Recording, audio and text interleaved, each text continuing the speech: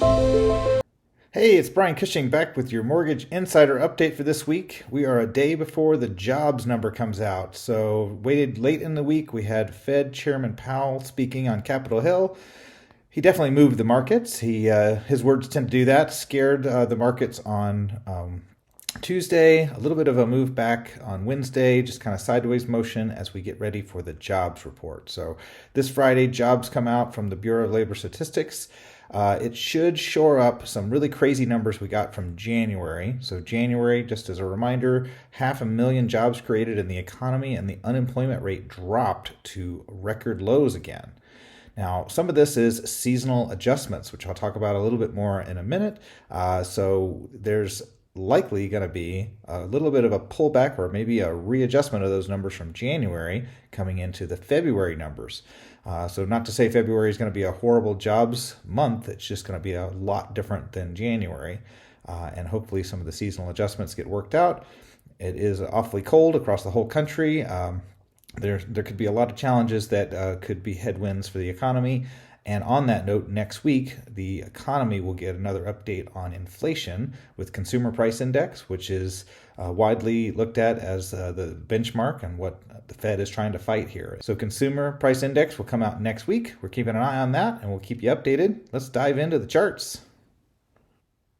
Here with the current market charts, we've got universal mortgage-backed securities are up. Green is good here. We've got S&P 500 is down, which is not so good for your 401k, but we're going to focus on the 10-year Treasury today, down 5 basis points. We exceeded 4% this week. Not that 4% is a special number, but it is quite a bit higher than we were just right back on February 2nd when we hit the bottom.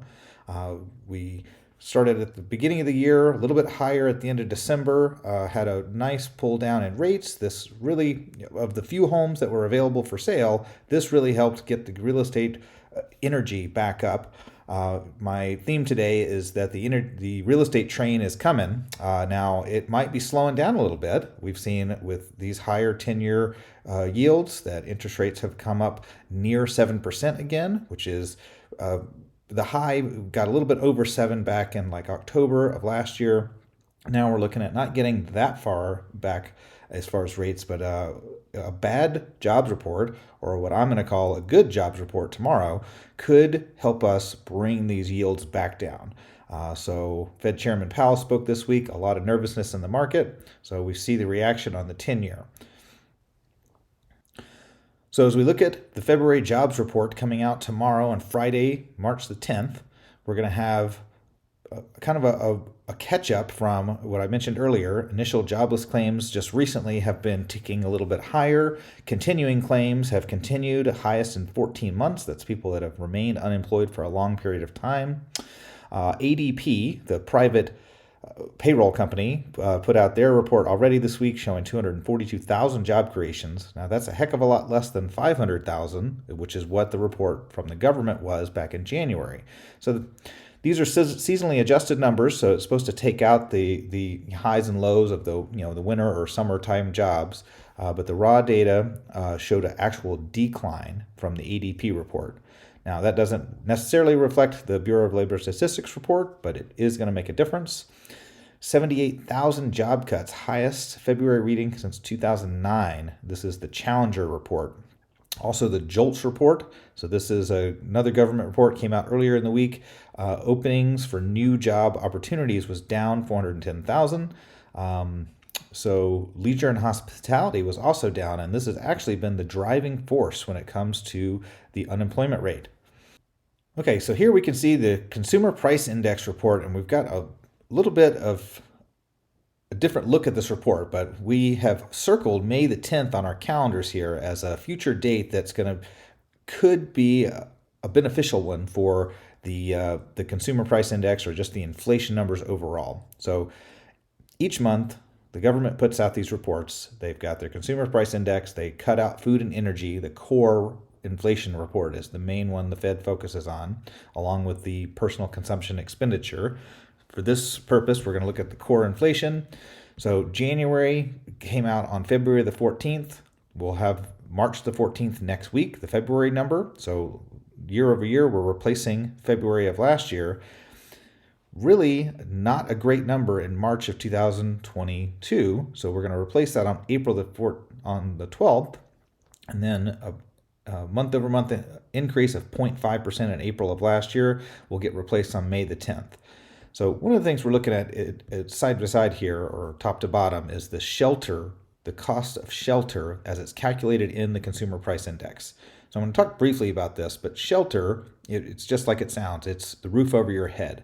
Now, that can be the cost of real estate, but it's really more heavily weighted on the cost of apartments and rent and the cost to hold the shelter. So there's ancillary cost to having your real estate or having your place to live.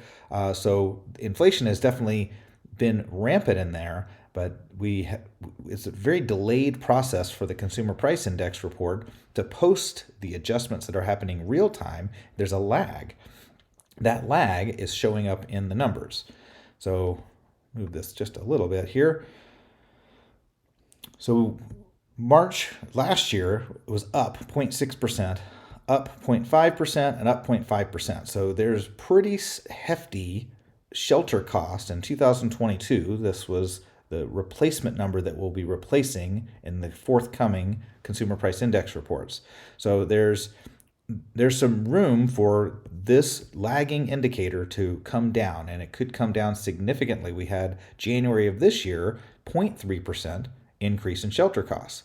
So if we had 0.3% increase in shelter costs in 2023 for February, which comes out on March the 14th, that would mean that we dropped 0.3% year over year. That would be a deflationary number. That even though it is going up slightly in a year over year calculation, our annualized rate of inflation is going to come down, and it's pretty heavily weighted on this. Now, since we had 0.5% in March, 0.5% in April of last year, a continual lower number in the shelter portion of the Consumer Price Index could really benefit the Consumer Price Index numbers coming out this next week. So on that same note, we had January of this year, 0.6% was the increase, 0.5% for February. Now we're going to have less weight coming from shelter, most likely, and then we're going to replace the March number in April. So the reason we've circled May the 10th is this is going to be our best opportunity to have a substantial change in the year-over-year rate of inflation. So the core rate of inflation, 5.5%. The federal funds rate is at 4.75%. This 2 weeks from now, the Federal Reserve is going to have another meeting, and they are likely to raise their short-term interest rate, the federal funds rate, another 0.25%, and they could do that again at their following meeting. So think about that. In March, we're going to get a Federal Reserve meeting, and they're likely going to raise their short-term interest rate, and they could do it again come April. Well, if they do that, they would have the federal funds rate well over 5%, maybe about 5.25%. And if we're currently at 5.5% on the CPI, we could very easily see the Consumer Price Index coming below the federal funds rate, which is one of the main indicators that the Federal Reserve, that's what they're shooting for, is to see that their work is paying off, see that they're pulling down the rate of inflation. Now, that doesn't mean they're going to change their policies. It could very likely see a change in the forthcoming longer-term interest rate trend. So like the 10-year Treasury, we spoke about a few minutes ago, mortgage rates, these are long-term rates. They're more heavily impacted by the future of what's expected to happen than what's actually happening from the Federal Reserve on their daily rate, which is the federal funds rate only affects the rates overnight. It affects home equity lines of credit and credit cards for sure, but it does not have a direct correlation into the mortgage rates. Lastly, I've got a chart for a recession is coming. Now, credit card balances.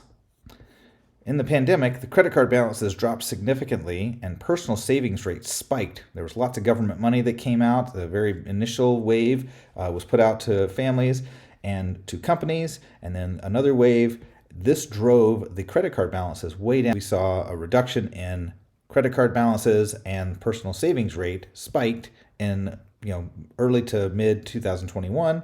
Ever since then, we've seen nothing but a climb higher in total credit card balances.